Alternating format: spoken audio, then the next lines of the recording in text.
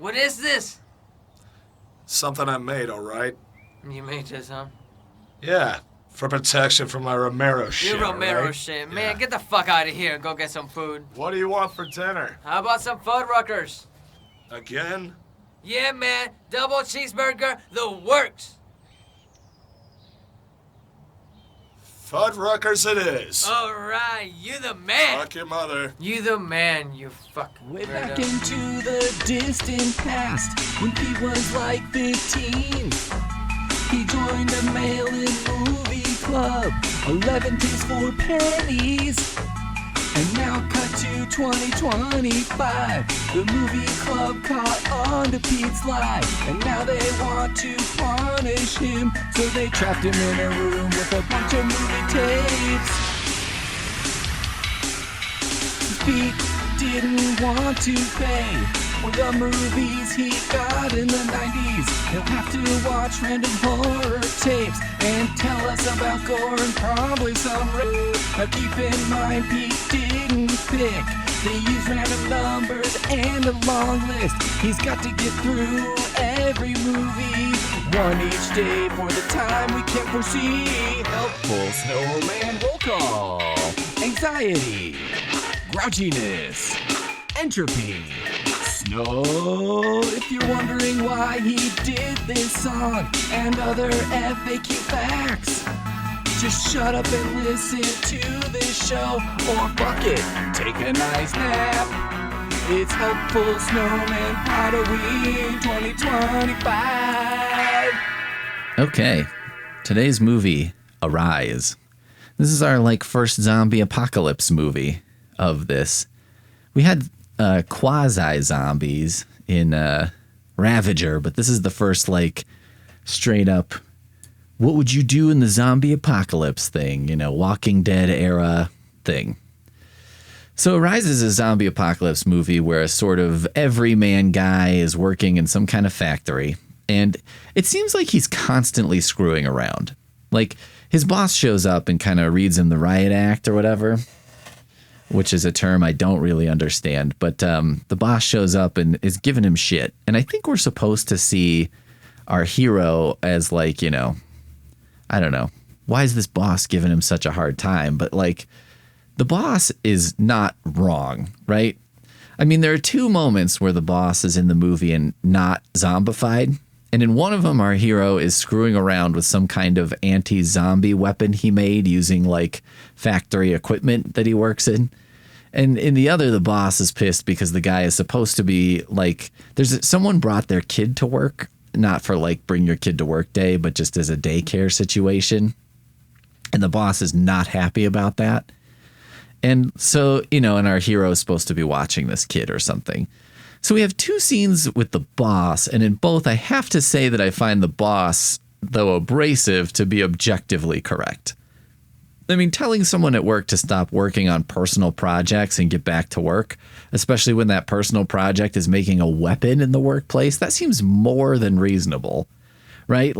Almost unreasonable, but the other way, where if I was a coworker of someone who was making a weapon at work, and they're like, hey, get back to work, I'd be like, are we not going to address that, he just made a bludgeon or something? I mean, I'm pretty sure that I'd get fired if I 3D printed a gun at work. And I would have a difficult time arguing with that, right? And with the kid, I mean, yeah, I don't think a child has much business in a factory, let alone a factory where they seem to have a lot of equipment, let alone a factory where one of the unhinged workers is making weapons, on his work time. So then our hero gets tasked with buying everyone dinner.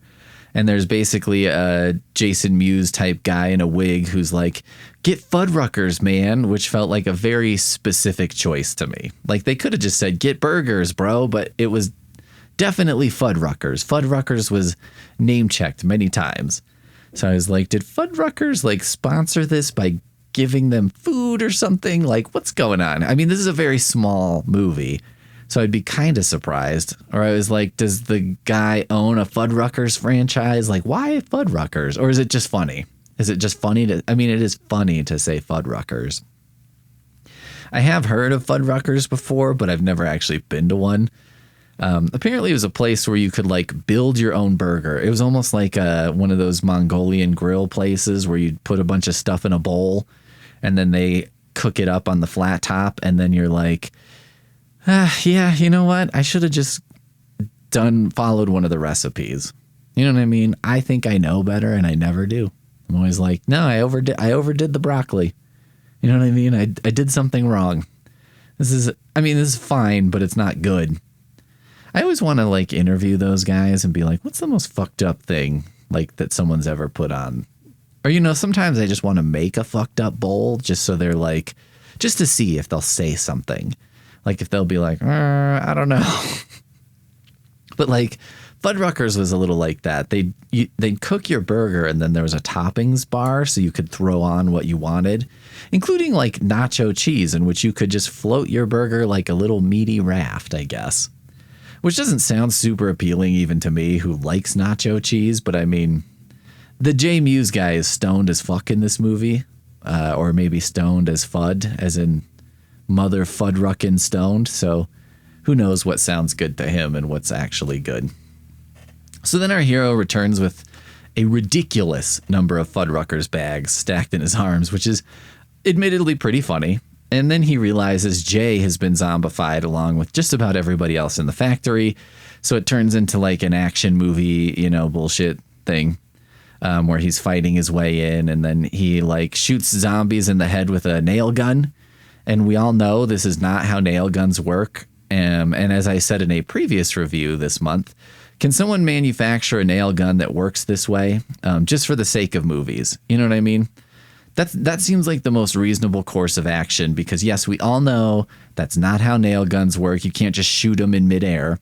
But if there was one brand that worked that way, we could all say like, oh, but maybe it's a Fuddruckers nail gun. You know what I mean? A Fuddruckers brand. I don't know why Fuddruckers would answer the call to make a weird nail gun that's really only useful for shooting at people.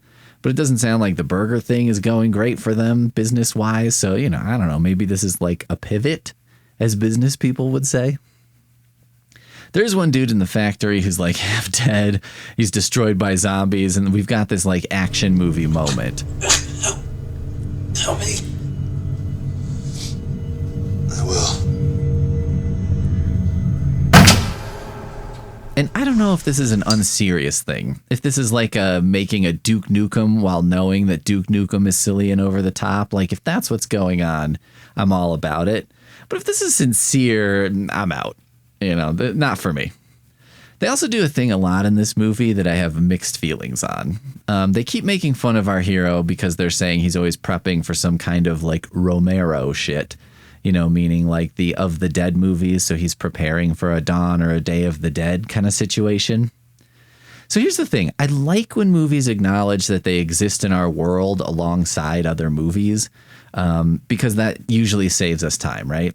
If people know they're in a horror movie or they like know what a zombie is, because I'm like, I've heard of zombies before. There's a moment in the Dawn of the Dead remake where someone is like, oh my God, are these? And I think Ving Rhames is like, don't even say it. Don't say the Z word. And there we go. Good enough, right? It explains to us that yes, these are zombies. And yes, people are vaguely aware of zombies in this world. Like we're all good. You know, that's all we need. We're all set. But I do like when it's more like that as opposed to lots of movies kind of exist in a world that's exactly like ours, but without horror movies and horror movie tropes or monsters in it. Like their friend is clearly a goddamn zombie, right? Everyone can see this is a zombie. And they're like, Steve, are you okay? Guys, something's wrong with Steve. I think maybe the best course of action here is to put my face close to Steve's face and then touch Steve's shoulder, maybe expose my neck to Steve as much as possible while I do all this. But, you know, there's a risk when you acknowledge other movies exist because you also remind the audience of those other movies. And when you remind the audience of other better movies, you're not exactly doing yourself a big favor. I mean, it'd be me like talking a lot about other podcasts on this podcast. Like, how long can I do that before you just up and listen to them instead or compare me to them unfavorably? Like me reminding you of better ways you could spend your time doesn't exactly seem like the way to gain listenership. So I don't know. It's like on the one hand, I like when these monsters exist in other movies because that saves us a lot of time of trying to be like, what is this? What's going on? But I'm sitting there in the audience completely aware of what's going on, right? Like I'm like, it's a goddamn zombie. Obviously it's a zombie.